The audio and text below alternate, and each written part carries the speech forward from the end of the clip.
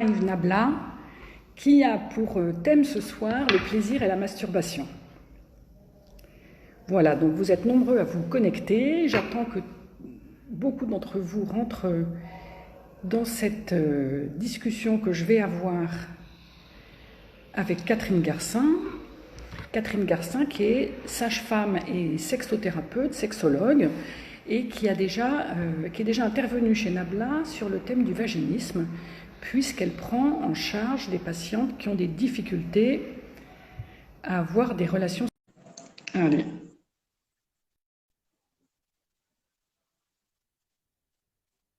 Allez, alors Catherine va nous rejoindre. Bon. Donc je vois beaucoup d'entre vous. Et alors,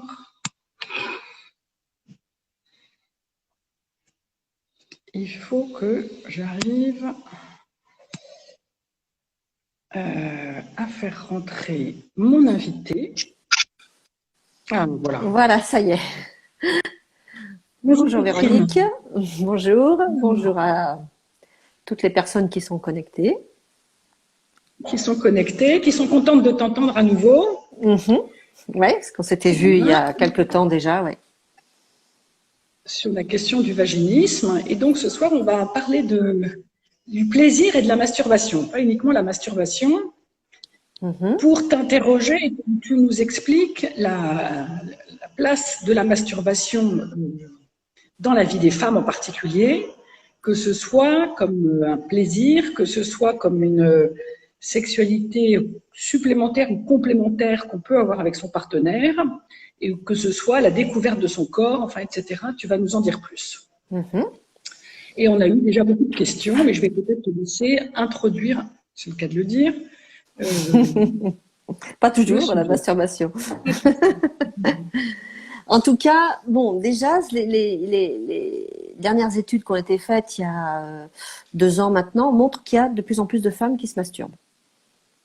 Donc, on peut donner 2 raisons à ça. C'est que soit il y en a effectivement beaucoup plus qui le font parce qu'on en parle de plus en plus, et puis surtout, il y en a plus qui le déclarent aussi. Voilà. En tout cas, ce qui est dit, c'est qu'en 50 ans, il y a 4 fois plus de femmes qui se masturbent maintenant que, en tous les cas, sur le plan déclaratif. Voilà. Ouais. Et donc, la masturbation, eh bien, ça fait partie de la sexualité. Voilà, pardon, excuse-moi. C'est une sexualité, on peut avoir une sexualité qui a un partenaire, on peut avoir une partenaire et une sexualité tout seul, et ça en fait partie. C'est un autre registre, mais ça en fait partie. C'est une sexualité solitaire quand même. Tout à fait, oui. Donc, mais elle est indispensable. D'abord, elle se met en place très très tôt, même si on l'appelle pas sexualité en soi, mais on repère des activités comme ça, masturbatoires très tôt chez l'enfant, et qui en fait sont pas effectivement du sexuel, sont pas de la génitalité, mais c'est un repère. C'est au cours d'activité, l'enfant va percevoir une zone comme étant une zone de plaisir. Ça crée du plaisir en faisant tel geste, telle position, et puis tout ça va provoquer des ancrages en fait dans la mémoire sensorielle, et qui va amener après à revenir, à retrouver cette zone, mais là, à l'adolescence, à l'âge adulte, comme étant quelque chose là de beaucoup plus sexuel, en tout cas, de plus dirigé vers l'orgasme. Non, vas-y. Pourquoi est-ce qu'on le décalare plus maintenant, ou pourquoi on le pratique plus? Parce que je pense que ça fait beaucoup. On en parle beaucoup plus dans la presse, dans les voilà, maintenant avec tous les mouvements féminins aussi sur la sexualité féminine qui se sont beaucoup développés, et puis dans les films aussi, tout à fait. Donc et puis par les réseaux sociaux maintenant, il y a plein de choses qui passent, d'informations qui tendent à enfin pas démocratiser, mais en tout cas comment je vais dire, dédiaboliser la masturbation féminine, parce que c'est surtout ça en fait. Voilà. Oui, mais d'une certaine façon, ce qu'on entend, c'est une espèce de vulgarisation un peu trash, et c'est pas de ça dont on veut parler, nous, ce soir. C'est plutôt la Pourquoi masturbation, trash? ça Trash, pas devient quelque forcément. chose avec des surenchères dans la vente et l'invention des sextoys, comme si c'était le plaisir sexuel, enfin l'orgasme brut sans vrai plaisir.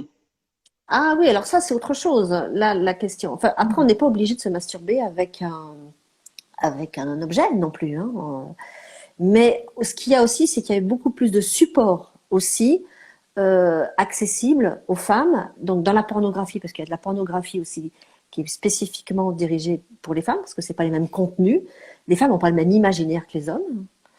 Et puis en même temps, il y a aussi des lectures, des podcasts. Voilà, il y a plein de choses qui font que la lecture érotique, les romans érotiques, des podcasts aussi avec des histoires érotiques, qui vont faire que ça fait des supports aussi accessibles aux femmes pour la masturbation, parce que les femmes n'ont pas n'ont pas les mêmes, comment je peux dire, sources d'excitation. Voilà, elles vont être plus dans. Un homme va être beaucoup plus dans le visuel. C'est comme ça. Je veux dire, ça a été montré par des IRM que les images sont beaucoup plus vont être beaucoup plus marquantes pour les hommes sur le côté visuel que les femmes. Ça va être peut-être ça va plus passer par l'oreille, par l'écoute, la lecture. Quand on veut emmener des patients ou des patientes à développer leur imaginaire, chez un homme, on va moins avoir comme accès de la lecture. C'est pas leur support préférentiel. Mais du coup, dans la question là, plutôt de la masturbation et de la sensorialité, c'est-à-dire du plaisir sensoriel, pas de la décharge pulsionnelle, quelle est la place de la masturbation dans la sexualité? Ah bah, alors, il y a plusieurs raisons à se masturber. Je veux dire que, par exemple, la masturbation va répondre à plusieurs besoins. Ça peut être une recherche de plaisir.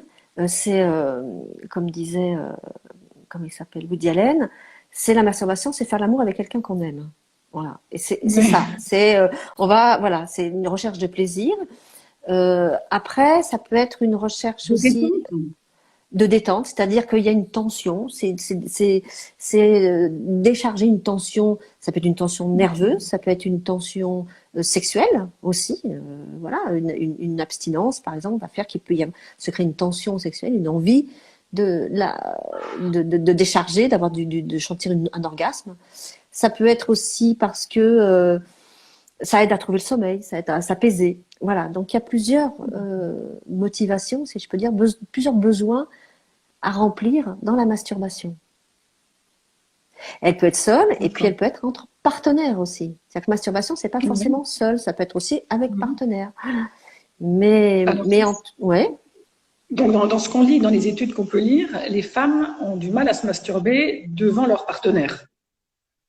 Ouais, tout à fait. Elles ont une grande gêne. Alors déjà, c'est vrai que bon, il faut que ça fasse son chemin. Alors, elles ont déjà beaucoup de mal à se masturber toutes seules.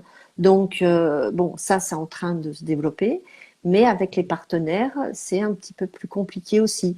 Mais voilà, moi, je vois qu'en questionnant les femmes, quand même, je trouve que il y a quand même, elles osent beaucoup de choses et c'est bien, y compris chez les jeunes aussi. Qui s'approprient leur corps.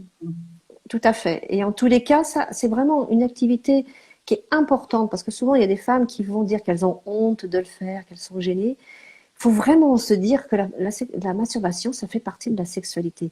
Ça fait partie des apprentissages. Ça apprendre à se connaître. Et quand on se connaît, eh bien, c'est beaucoup plus facile de faire l'amour avec quelqu'un d'autre. Ça, c'est très important. Voilà. Ouais. Et du coup, on sait aussi que le fait de se masturber, donc d'être finalement plus active dans la sexualité avec le partenaire, après, ça augmente la satisfaction sexuelle. Donc même de se masturber seul, ça augmente la satisfaction sexuelle parce qu'il y a ce côté où je participe à ma sexualité et je me l'approprie aussi surtout. Elle ne dépend pas de quelqu'un d'autre. Ouais. Elle ne dépend pas de son partenaire ou de sa partenaire. Quoi. Ouais. On est moins dans l'attente, on est plus dans l'action. Voilà, exactement. Après, Ouais. Alors après, bien sûr que par rapport dans la masturbation, ce qui est important aussi de détailler, et ça quand je fais des sexothérapies, c'est un point essentiel sur lequel j'insiste beaucoup, la masturbation, et de savoir en fait comment le mode opératoire aussi que la personne va exercer pour se masturber. Parce que, voilà, de voir un peu de quelle manière, dans quelle mesure elle est reproductible avec un partenaire. Oui. Pour les femmes qui consultent parce qu'elles ont des problèmes d'orgasme ou de jouissance, par exemple, oui, ou même de désir sexuel. Quel que soit le trouble sexuel en fait pour lequel elles viennent, la masturbation fait partie, et en tous les cas, l'activité sexuelle seule, c'est vraiment important pour déterminer en fait, après, de mettre un parallèle et de leur faire prendre conscience qu'il y a des choses qui marchent, qui font toutes seules, mais qu'on ne peut pas reproduire avec un partenaire. Et ça, c'est très important. C'est une particularité de la sexualité féminine et en même temps une richesse aussi, je peux dire, parce que pour un homme, la façon de se masturber, ça va être plus facile de le reproduire avec sa partenaire, parce que c'est un sexe qu'on serre ou qu'on frotte, et donc dans un vagin, ça peut être facilement reproductible comme une main autour du pénis. Mais pour une femme, il y a le clitoris, il y a le vagin. Voilà, c'est la complexité, mais la richesse de la sexualité qui va faire que, voilà, on peut arriver à se masturber, à avoir des décharges, à orgasmer, mais avec le partenaire, j'y arrive pas. C'est important de savoir pourquoi. Comment vous faites? Donc, en les interrogeant sur leur façon de se masturber, tu peux les aider à trouver une solution. Et oui, parce que quand elle m'explique par exemple qu'elle se masturbe avec, par exemple, sous la douche, avec le pommeau de douche, voilà, c'est le jet très fort sur le clitoris qui va déclencher ça, ou même un stimulateur clitoridien. Bon, je dis bon, c'est bien, mais vous pourriez avoir le meilleur amant du monde, il va jamais pouvoir vous faire la même chose sur votre clitoris. Donc voilà, de dire qu'il y a d'autres façons de faire. Voilà, c'est-à-dire que il y a plein de facteurs qui vont rentrer en jeu dans la masturbation. C'est la pression qu'on va exercer sur son clitoris, par exemple, le rythme qu'on va imposer, est-ce que je touche tout mon clitoris, est-ce que je touche autour, est-ce que j'appuie, quelle pression aussi que j'exerce. Tout ça va faire, ce sont des éléments. Mon corps aussi, comment il est. Est-ce qu'il bouge mon corps? Est-ce que mon bassin bouge? Est-ce que je suis en tension? Voilà, donc faut de la fluidité, il faut arriver au lâcher prise. Ouais, c'est ça. C'est beaucoup de lâcher prise. Oui, la recette de l'orgasme, c'est d'avoir du rythme, avoir une certaine pression, c'est du corps, mais c'est de la tête aussi, en fait. C'est se lâcher, se perdre. Voilà. Et c'est pour ça que, effectivement, mettre le parallèle masturbation et plaisir, je crois que c'est important parce qu'on peut se masturber aussi sans avoir forcément de plaisir. C'est-à-dire, on va avoir une décharge. Voilà, si on cherche à quelque chose pour dormir, eh bien, voilà, c'est la montée. Il y a une telle montée en tension, souvent corporelle, du corps qui se raidit, et finalement, la décharge, c'est presque un soulagement. Voilà. Et quand je dis aux femmes, est-ce que vous avez du plaisir pour masturber? J'entends bien que parfois elles vont dire non. Je sens, j'ai un orgasme, mais je peux pas vraiment dire que j'ai du plaisir. Alors qu'avec mon partenaire, quand il me caresse, quand il me touche, ou voilà, dans la pénétration, j'ai du plaisir. Voilà, là, c'est pas la même chose. Donc, on a des remarques là sur le fil des questions de quelqu'un, je ne sais pas si c'est un homme ou une femme, je pense que c'est une femme qui dit oui, mais s'il faut tout lui dire à son partenaire, c'est compliqué. Si, en fait, il faut quand même dire ce qu'on aime. Il faut guider l'autre, il faut le guider, voilà. Et souvent, c'est pour ça je dis voilà, ça marche pas parce qu'il fait pas ce qu'il faut, voilà. Alors, je dis en même temps, je dis voilà, votre partenaire, quand vous le caressez, quand vous le touchez,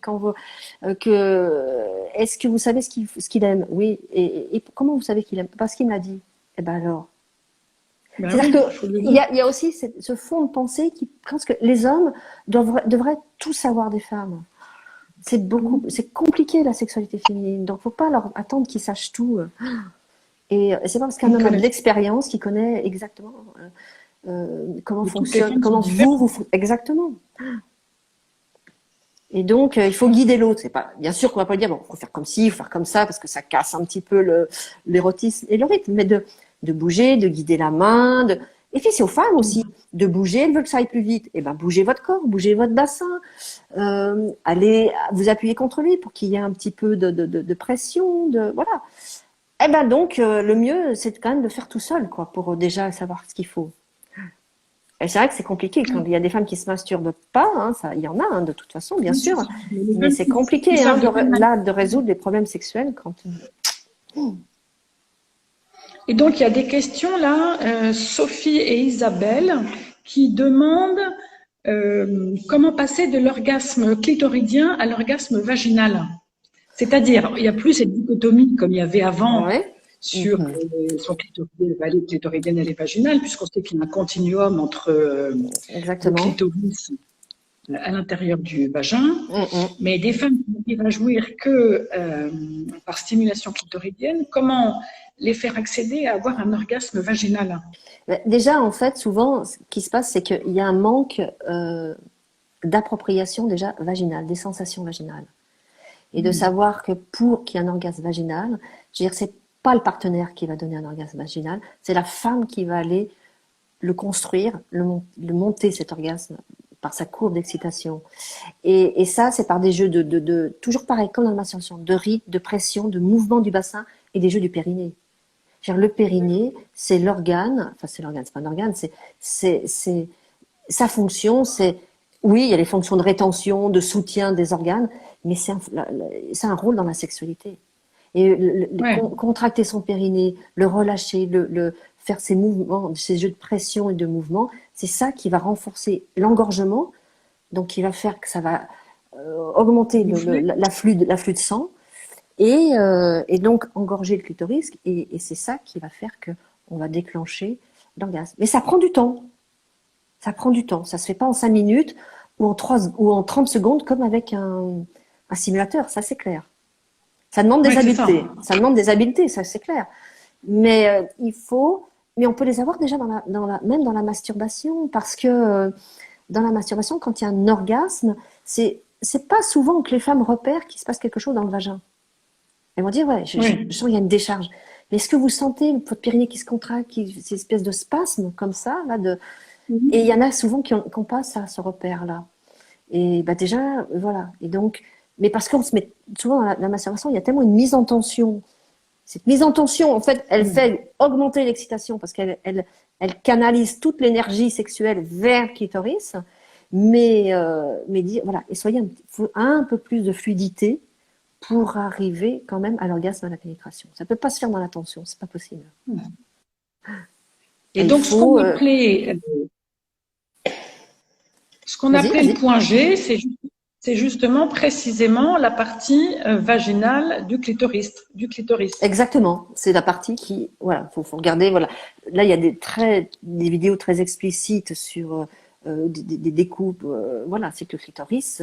Voilà, moi j'ai des petits clitoris au cabinet qui ont été imprimés en 3D. Je montre comment que c'est fait parce que voilà, et puis d'expliquer avec voilà, dans le vagin, voilà, c'est à l'entrée du vagin. C'est pour ça que c'est pas tant la profondeur, c'est vraiment à l'entrée. C'est pour ça que les femmes souvent disent j'ai beaucoup de plaisir, c'est au moment de la pénétration.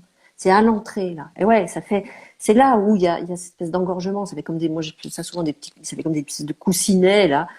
Voilà. Et en les pompant, ces petits coussinets, c'est là où ça va déclencher voilà. Alors, bien sûr que la pression aussi, des mouvements dans le vagin vont être agréables aussi. Mais justement, c'est en serrant, voilà. Le fait de contracter le périnée va venir plaquer le pénis vers le haut du vagin, c'est-à-dire contre l'urètre, à l'entrée du vagin, là où il y a le fameux point G, mais voilà, quoi. Précisément, donc ça fait des pressions et des frottements. Voilà.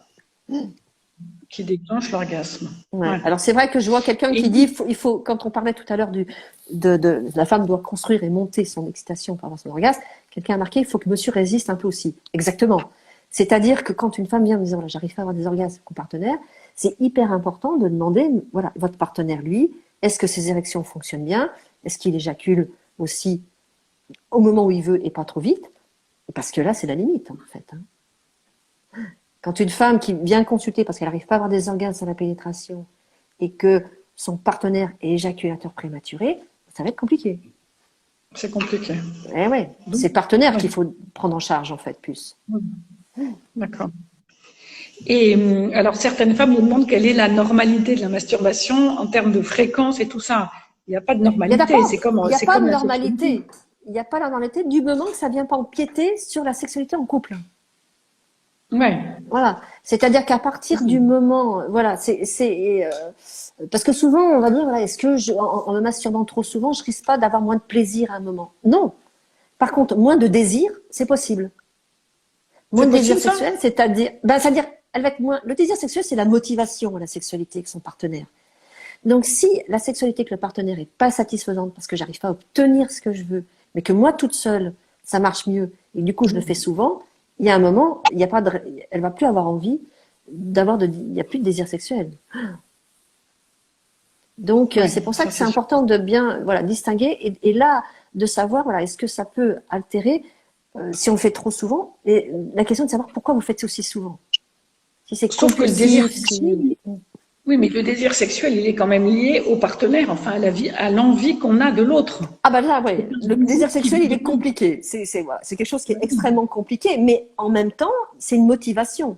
C'est une motivation à partager la sexualité avec quelqu'un d'autre, dans le sens que dans mon imaginaire, je l'anticipe, et qu'en plus, ça déclenche une excitation sexuelle. Voilà, c'est ça le désir sexuel. Mais bien sûr que, bon, si imaginer de faire l'amour avec lui, bon, c'est pas intéressant, parce que je m'ennuie, ça me plaît pas, la façon dont il fait, ben, il y a un moment, il n'y a plus de désir. Voilà. Ouais. Est-ce que le désir est prééminent ou est-ce que c'est Bah, c'est complexe, de toute façon, on peut, voilà, mais en tout cas, avoir moins de plaisir parce qu'on se masturbe, il n'y a pas de raison. Et est-ce qu'il y a un déclin de l'activité masturbatoire avec le temps chez les femmes? Avec l'âge? L'âge, par exemple, non. Il n'y a pas de raison. Non, il n'y a pas de raison. Par contre, ce que l'on sait, c'est que parfois, en fait, la masturbation, chez une femme qui est en couple et qui a une sexualité qui est satisfaisante dans son couple, elle va moins se masturber. Et que la masturbation des femmes dans le couple, elle vient parfois plutôt combler une frustration, un manque de quelque chose. Et par contre, voilà, mais pas du tout.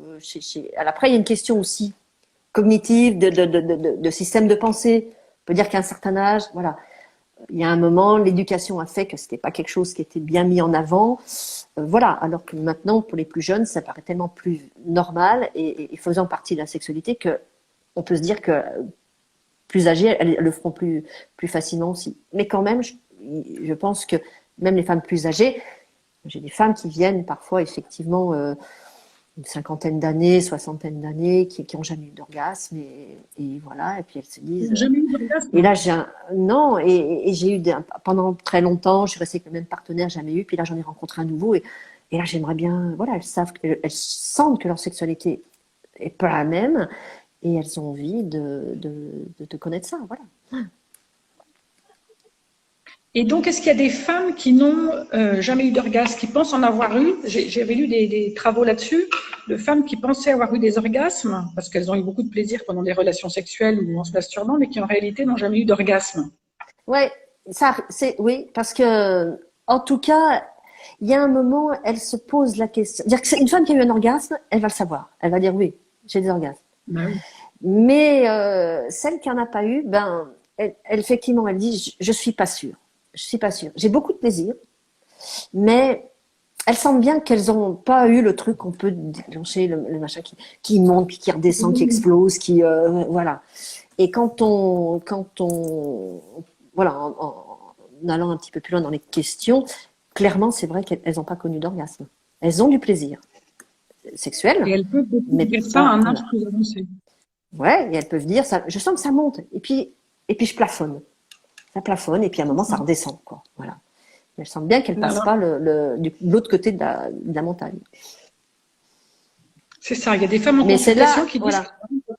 avoir du plaisir, mais que ça atteint voilà. Et c'est là l'important, c'est d'avoir bien ces repérages vaginaux. C'est de dire, voilà, mais est-ce que vous ressentez à un moment des spasmes au niveau de votre vagin? Non, je ressens pas ça. Voilà.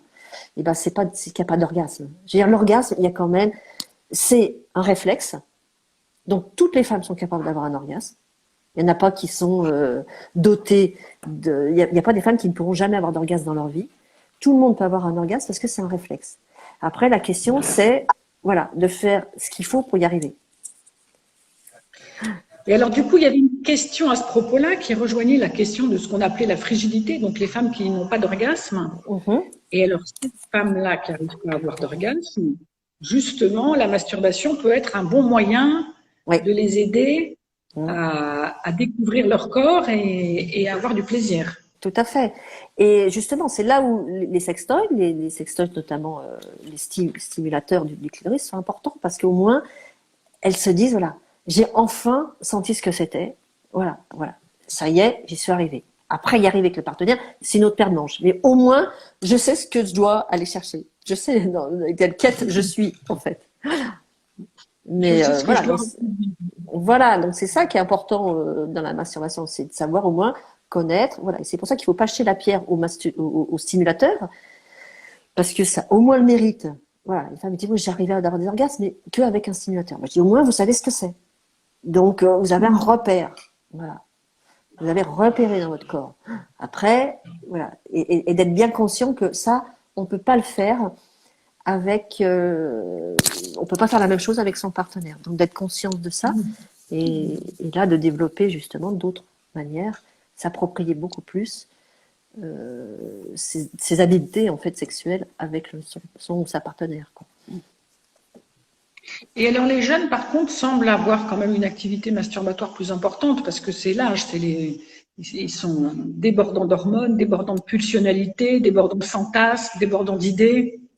Oui, alors ils sont débordants d'hormones et de pulsions et de fantasmes, mais pour autant, de là à passer à l'acte de la masturbation, il y a quand même tout l'aspect cognitif et jugement qui va faire qu'il y a bon nombre enfin moi c'est surtout de femmes dont je vais parler parce que c'est surtout des femmes que je vois en consultation et notamment voilà pour rejoindre un petit peu le live qu'on avait fait l'autre fois sur les dyspareunies, le vaginisme, je consulte beaucoup de jeunes femmes me consultent pour ça. Quand je pose la question, il y en a beaucoup qui ne se masturbent pas parce qu'elles n'osent pas, parce que c'est pas bien, parce que c'est l'image négative de la masturbation.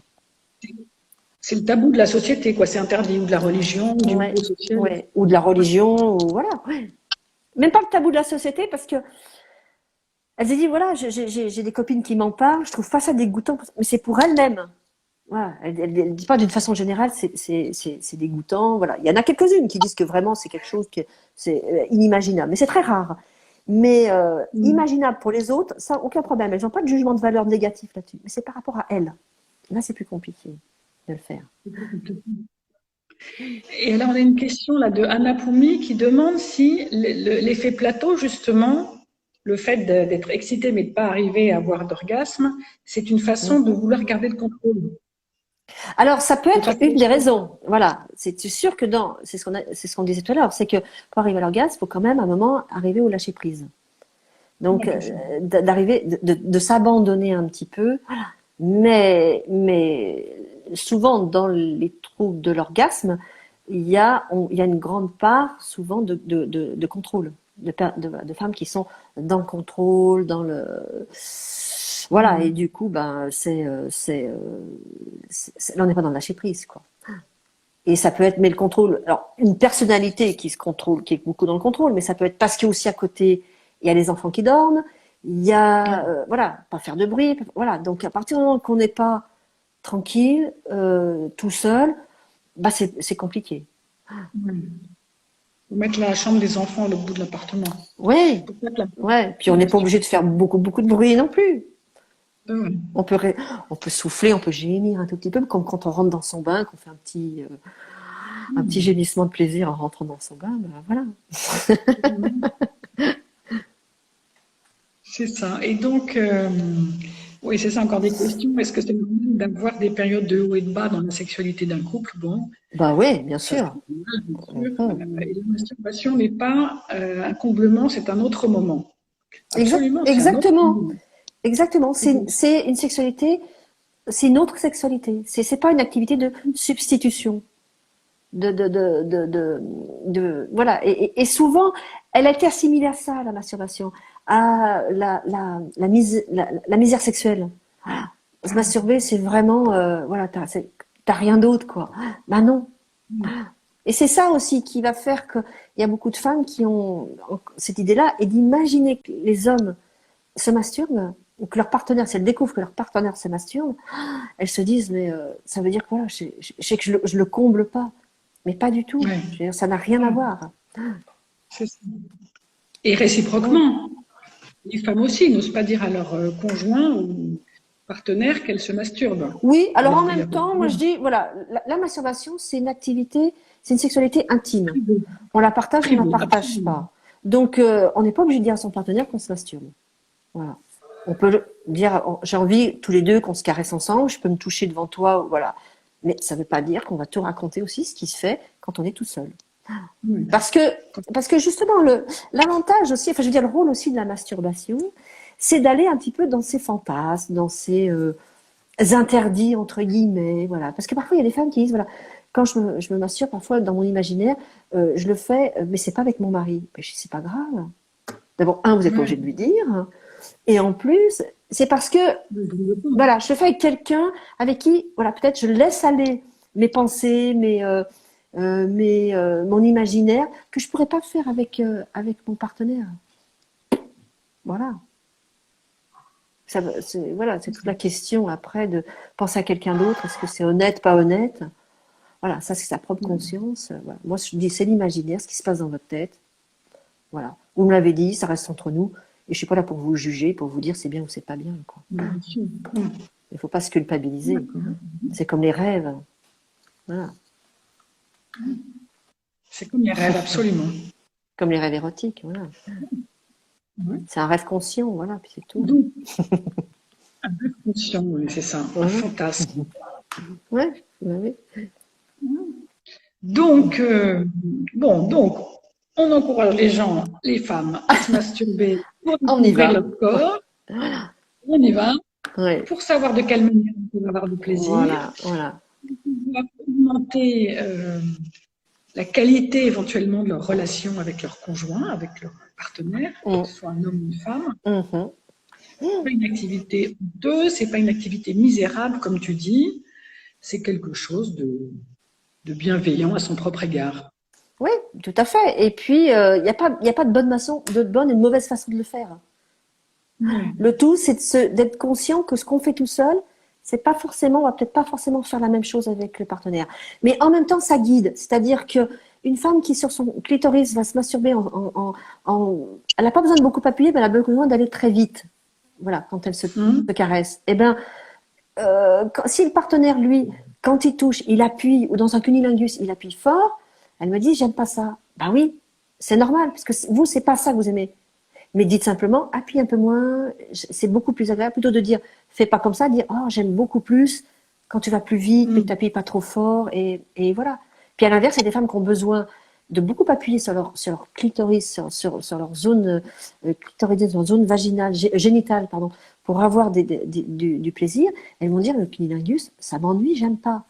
Ben non, c'est pas parce que, voilà, c'est normal, parce que c'est pas ce mode-là qui vous plaît. Ben, c'est pas grave. Ouais, c'est ça. Bon, écoute, c'est bien, je pense qu'on nous a parlé de plein de choses, appris plein de choses, fait découvrir plein de choses, et puis surtout lever un peu les tabous, Ouais. C'est ça, non, c'est vraiment, voilà, il faut vraiment pas se culpabiliser à le faire, pas voir ça comme une activité négative, et puis sauf que voilà, comme on dit, on est dans l'intime, et quand on a des enfants et qu'on on voit ces enfants qui se touchent, qui gigotent, qui se caressent, comme ça, dire ok, c'est bien, mais tu fais ça tout seul. Tu fais pas ça devant tout le monde. Mais on tape pas sur les mains en disant ça, c'est pas bien de faire ça. Parce que ça, c'est des messages qui restent. Ouais. Mais par contre, tu fais ça tout seul quand tu es dans ton lit, dans ta chambre. Voilà. Porte fermée. Voilà. Ah ben, écoute, c'était beaucoup de bienveillance. Eh ben, j'espère, oui, et que ça déculpabilisera certaines et encouragera aussi à le faire et à se dire, bah, voilà, essayer plein de choses. Essayer d'aller plus vite, essayer d'aller moins vite, essayer d'appuyer, essayer de pas appuyer le doigt dans le vagin ou pas. Voilà, rechercher les sensations. Voilà. Et pas forcément avec un sextoy. Et pas forcément avec un sextoy, bah non. Avec cette mode absolue des sextoys de toutes les formes. Ah ben ouais, bien sûr. Non, non, pas du tout. Ça peut être un accessoire en plus, qu'on peut genre utiliser avec un partenaire aussi. Mais en tout cas, non, c'est de découvrir plein de choses toute seule. Et ça ne fera qu'enrichir la sexualité à deux. Ouais, c'est ça. Voilà. Ça, c'est le mot de la fin. C'est un très beau mot. Bon, bah, écoute, super, merci beaucoup. Eh bien, je t'en prie. Et puis, à très bientôt, peut-être pour un autre sujet. Pour une autre question, absolument, pour un autre sujet. Merci. Beaucoup de nous avoir fait partager tout ça. Merci. Bonne soirée. Au revoir. Merci.